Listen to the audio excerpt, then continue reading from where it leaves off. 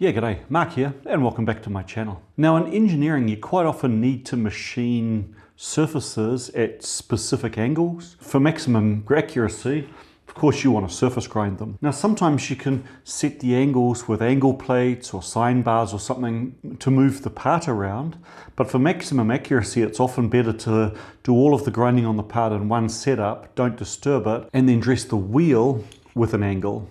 Now to do that, there's this little cute device here, which is a combination of a sine bar for setting the angle and a precision slide, which you can then mount a diamond on for doing the dressing. This one was given to me by my mate Luke down in Malta, so let's get it set up and see how it works.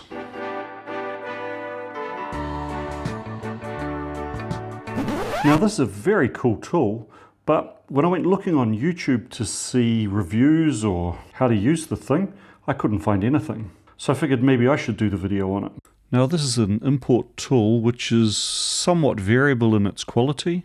The parts are ground all over, and especially the slide is very, very nice and smooth and tight fitting. It's a very nice fit.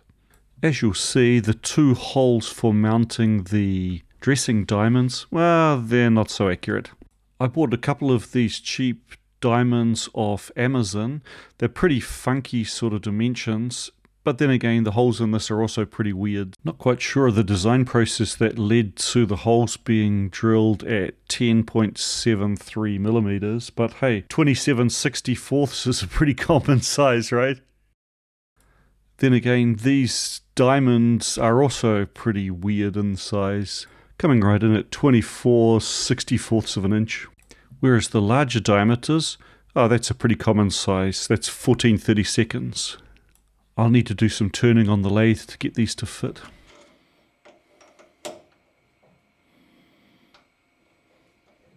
Okay, well I've only just mounted this tool, so I need to touch it off.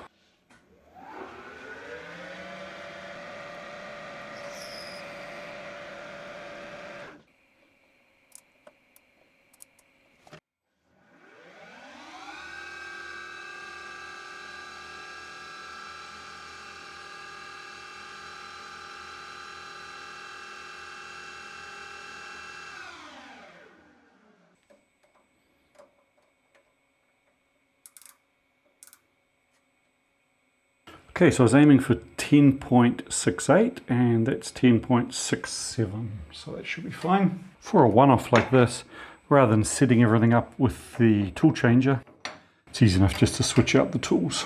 Okay, a bit of real quality going on here. The first one is just under 10.7 millimeters. It's a pretty easy fit in here. But the second hole is much smaller. I'll have to cut the second one of these things down to, let's call it 10.5. I'll turn it to 10.4.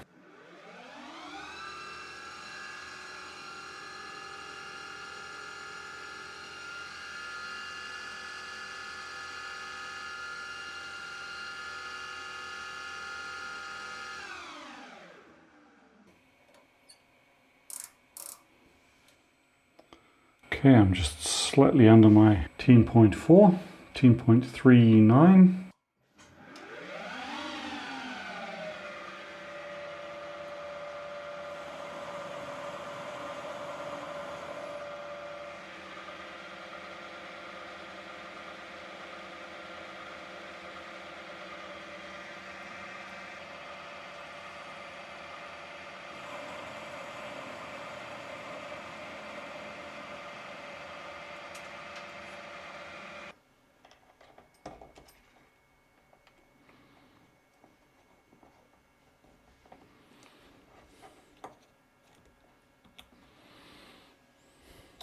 Now my mate David gave me this grinding wheel, and someone in the past has put sort of a rounded taper on it. So this looks like the perfect candidate to try out the angled dressing attachment.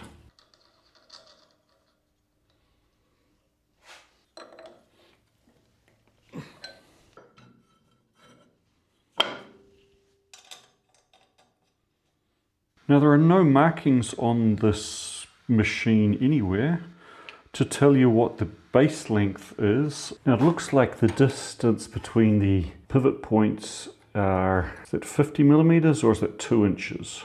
I'll assume it's 50 millimeters. So sine 45 times the 50 millimeter base length would be, I need a gauge block stack of 35 and a bit.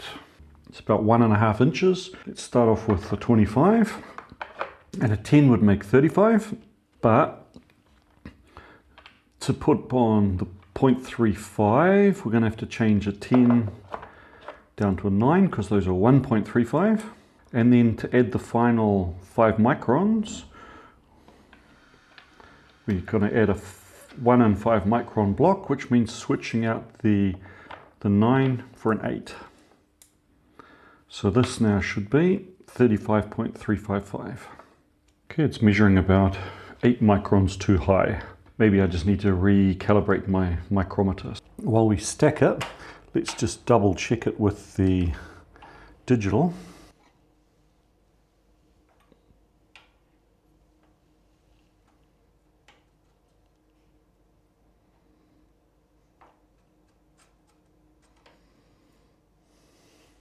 The other option is that it's a 2-inch distance, in which case I need another gauge block stack. But no, if that was more, then this would come out more and this angle would be even higher. So I'm going to say that's correct. Crank it down.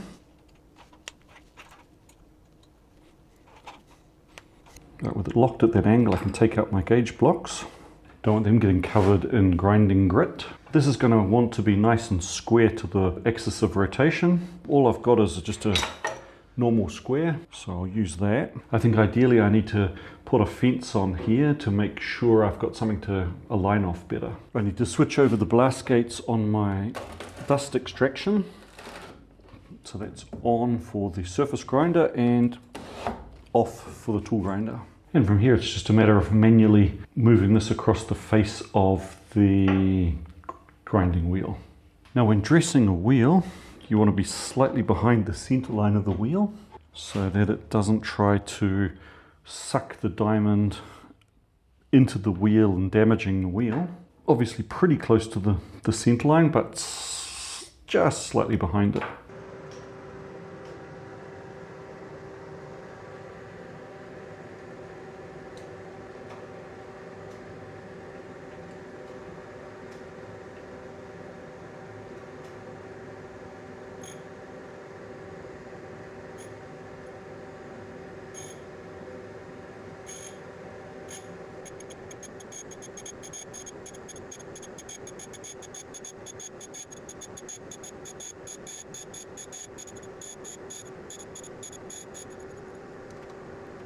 Right, well that worked brilliantly.